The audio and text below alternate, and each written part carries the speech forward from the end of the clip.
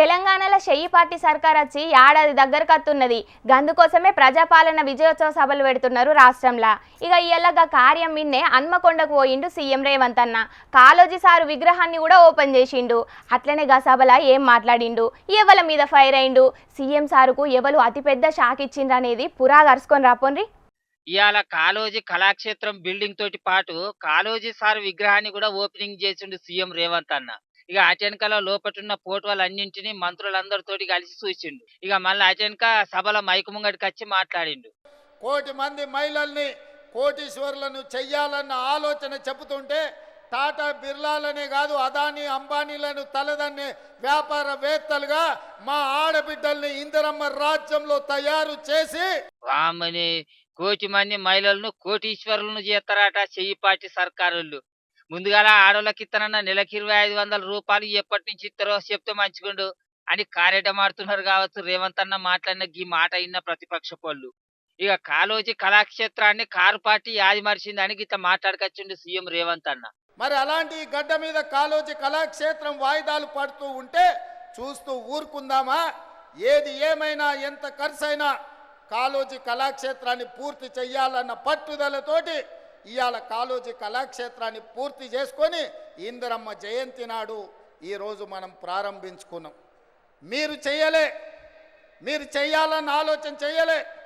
కనీసం చేసిన వాళ్ళను అభినందించడానికి మీ అధినేతలకు ఒకవేళ అభ్యంతరం ఉంటే మీరు నోరు మూసుకొనైనా ఉండండి తప్ప చేసే వాళ్ళ కాళ్ళల్లో కట్టెబెట్టాలన్న ఆలోచన చెయ్యకండి.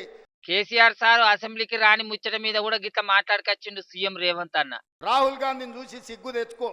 3 సార్లు ఓడిపోయినా ప్రతిపక్ష ఉండి కన్యాకుమారి నుంచి కశ్మీర్ వరకు 150 రోజులు 4000 కిలోమీటర్లు మండు టెండలో మంచు కొండలో పాదయాత్ర చేసి ప్రజలకు అందుబాటులో ఉన్నోడు అంటే బాధ్యతాయుతమైన ప్రతిపక్ష నాయకుడు.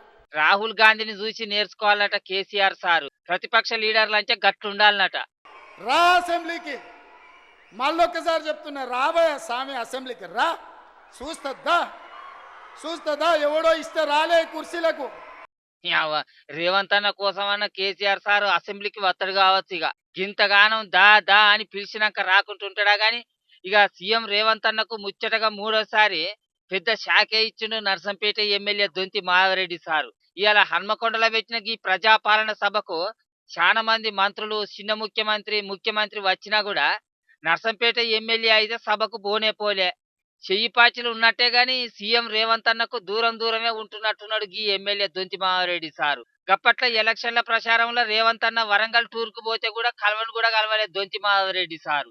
మరి వీళ్ళిద్దరి నడుమ ఏం పంచాది నడుస్తున్నదో, కొసకు ఏడు దాకా పోతుందో తెలియదు గాని చెయ్యి పార్టీల పాత లెక్కలనే ఇంకా లీడర్ల నడుమ పంచాదులు ఉన్నాయని అయితే కానస్తూనే ఉన్నది.